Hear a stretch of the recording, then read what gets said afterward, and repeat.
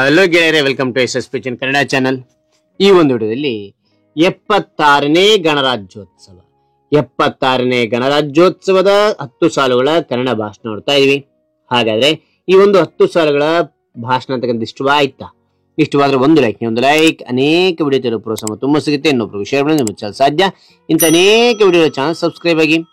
ಹಾಗೆ ನೀವು ಯಾವ ರೀತಿಯ ಪ್ರಬಂಧ, ಯಾವ ರೀತಿಯ ಭಾಷಣ ಬೇಕಂತೇಳಿ ಕಾನ್ಸ್ಟ್ಲಿ ಕಾಲ್ ಮಾಡಿ. ಆ ರೀತಿಯ ಪ್ರಬಂಧ ಮತ್ತು ಭಾಷಣದಲ್ಲಿ ನಾನು ಪ್ರಯತ್ನ ಮಾಡ್ತೇನೆ. ಹರಿಯ ಭಾಷಣ ಯಾವ ರೀತಿ ಹೇಳ್ಬೇಕು ತಿಳಿಸ್ತಾ ಹೋಗ್ತಾನೆ ಬನ್ನಿ. ಈ ಒಂದು ಭಾಷಣ ಮಾಡೋದು ಸೂಚನೆ ಏನಂತೀರಾ? ಇಲ್ಲಿ 1 ರಿಂದ 10 ಪಾಯಿಂಟ್ ನಾವು ಕಂಡು ಬರ್ತೇವೆ. ನಿಮ್ ಭಾಷಣದಲ್ಲಿ 1ನೇ ಪಾಯಿಂಟ್, 2ನೇ ಪಾಯಿಂಟ್, 3ನೇ ಪಾಯಿಂಟ್ ಅಂತ ಹೇಳ್ತೋಬೇಡಿ. 1 ರಿಂದ 10 ಪಾಯಿಂಟ್ ಗಳನ್ನ ಚೆನ್ನಾಗಿ ಕಲ್ತ್ಕೋರಿ, ಪರ್ಫೆಕ್ಟ್ ಆಗ್ರಿ.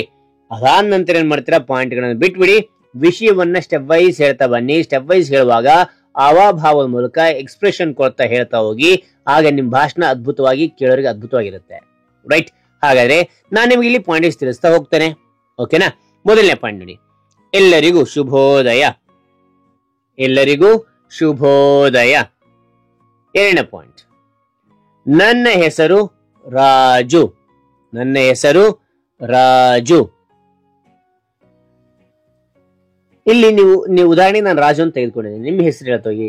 ಶಾರದಿದ್ರೆ ಶಾರದಾ, ಶಿವ ಇದ್ರೆ ಶಿವ, ಈ ರೀತಿಯಾಗಿ ನನ್ನ ಹೆಸರು ರಾಜು ಅಂತಿದೆ. ಇಲ್ಲಿ ರಾಜು ಅಂತ ಹೇಳಿದೀನಿ. ಡ್ಯಾಶ್ ನ ತರಗತಿ ವಿದ್ಯಾರ್ಥಿ, ಡ್ಯಾಶ್ ನೀವು 2ನೇ ತರಗತಿ, 2ನೇ ತರಗತಿ, 3ನೇ ತರಗತಿ ಅಥವಾ 6, 7ನೇ ತರಗತಿ ಇದ್ರಿನ ಇಲ್ಲಿ ಉದಾಹರಣೆ ಹೇಳ್ತೀನಿ ನೋಡಿ. ನನ್ನ ಹೆಸರು ರಾಜು, 6ನೇ ತರಗತಿ ವಿದ್ಯಾರ್ಥಿ. ಡ್ಯಾಶ್ ನಲ್ಲಿ ಎಷ್ಟನೇ ತರಗತಿ ಇದೆ ಅಷ್ಟನೇ ತರಗತಿ ಇಲ್ಲಿ ಬರೀತಾ ಹೋಗಿ ಮಕ್ಳೆ. ಓಕೆನಾ ಮಕ್ಳೆ? ಅಂತ 3ನೇ ಪಾಯಿಂಟ್ ನೋಡಿ, ಇಂದು ಜನವರಿ 26. ಇಂದು ಜನವರಿ 26. ಈ ದಿನ 76ನೇ ಗಣರಾಜ್ಯೋತ್ಸವ ಆಚರಿಸುತ್ತಿದ್ದೇವೆ.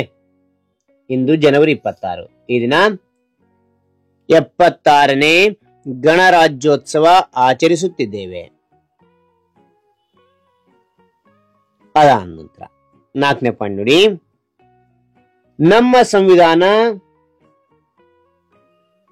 ಜಾರಿಗೆ ಬಂದ ದಿನದ ನೆನಪಿಗಾಗಿ ಗಣರಾಜ್ಯೋತ್ಸವ ಆಚರಿಸುತ್ತಿದ್ದೇವೆ. ಮೊದಲನೇ ಪಾಯಿಂಟ್ ನೋಡಿ, ಎಲ್ಲರಿಗೂ ಶುಭೋದಯ. ನನ್ನ ಹೆಸರು ರಾಜು, 6ನೇ ತರಗತಿ ವಿದ್ಯಾರ್ಥಿ. ಇಂದು ಜನವರಿ 26. ಈ ದಿನ 76ನೇ ಗಣರಾಜ್ಯೋತ್ಸವ ಆಚರಿಸುತ್ತಿದ್ದೇವೆ. ನಮ್ಮ ಸಂವಿಧಾನ ಜಾರಿಗೆ ಬಂದ ದಿನದ ನೆನಪಿಗಾಗಿ ಗಣರಾಜ್ಯೋತ್ಸವ ಆಚರಿಸುತ್ತಿದ್ದೇವೆ ಅಥವಾ ಆಚರಿಸುತ್ತೇವೆ ಅಂತಾನು ಹೇಳ್ಬೋದು. ಓಕೆ, 5ನೇ ಪಾಯಿಂಟ್ ನೋಡಿ, ಡಾಕ್ಟರ್ B.R. ಅಂಬೇಡ್ಕರ್ ಅವರನ್ನು ಸಂವಿಧಾನ ಶಿಲ್ಪಿ ಎಂದು ಕರೆಯಲಾಗುತ್ತದೆ. ಅಂತ 6ನೇ ಪಾಯಿಂಟ್, ಭಾರತವು ಗಣರಾಜ್ಯವಾದದ್ದು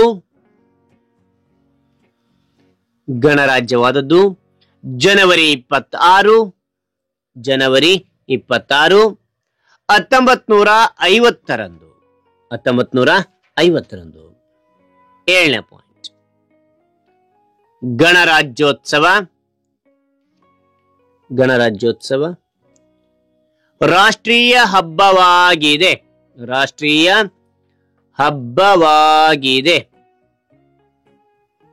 ಗಣರಾಜ್ಯೋತ್ಸವ ರಾಷ್ಟ್ರೀಯ ಹಬ್ಬವಾಗಿದೆ. 8ನೇ ಪಾಯಿಂಟ್, ಗಣರಾಜ್ಯೋತ್ಸವವನ್ನು ದೇಶದೆಲ್ಲೆಡೆ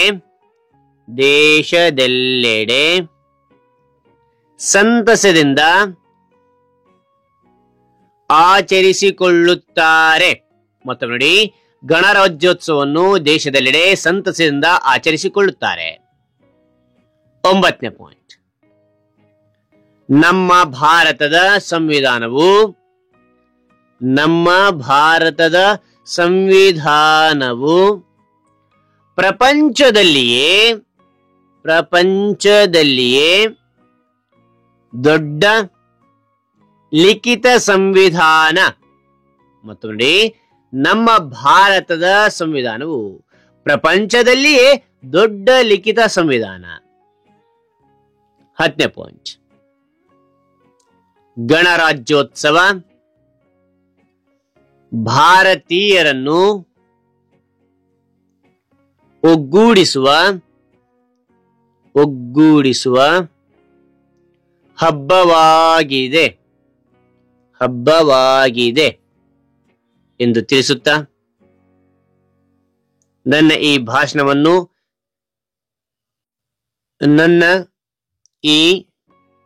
ಭಾಷಣವನ್ನು ಮುಗಿಸುತ್ತೇನೆ. ಇಲ್ಲಿ ತಿಳಿಸುತ್ತೇನೆ ಅಂತ ಬಂದಿದೆ, ಇದು ಮುಗಿಸುತ್ತೇನೆ ಅಂತಕ್ಕಂಥದ್ದು. ಓಕೆನಾ, ಮುಗಿಸುತ್ತೇನೆ. ಜೈ ಹಿಂದ್, ಜೈ ಭಾರತ್. ಜೈ ಹಿಂದ್, ಜೈ ಭಾರತ್. ಹಾಗಾದ್ರೆ ಈ ಒಂದು ಭಾಷಣ ಅಂತಕ್ಕಂಥ ಇಷ್ಟವಾಯ್ತಾ? ಇಷ್ಟವಾದ್ರೆ ಒಂದು ಲೈಕ್, ಅನೇಕ ವಿಡಿಯೋ ತಿಳಿಯಲು ಪ್ರೋತ್ಸಾಹ ತುಂಬಾ ಸಿಗುತ್ತೆ. ಇನ್ನೊಬ್ರು ಶೇರ್ ಮಾಡಿ ಸಾಧ್ಯ. ಇಂಥ ಅನೇಕ ವಿಡಿಯೋ ಚಾನಲ್ ಸಬ್ಸ್ಕ್ರೈಬ್ ಆಗಿ ಮತ್ತೊಂದು ಹೊಸ ವಿಷಯದೊಂದಿಗೆ ಮತ್ತೊಂದು ಹೊಸ ವಿಡಿಯೋದಿಂದ ಭೇಟಿ ಆಗ್ತೇನೆ. Thank you for watching. Bye.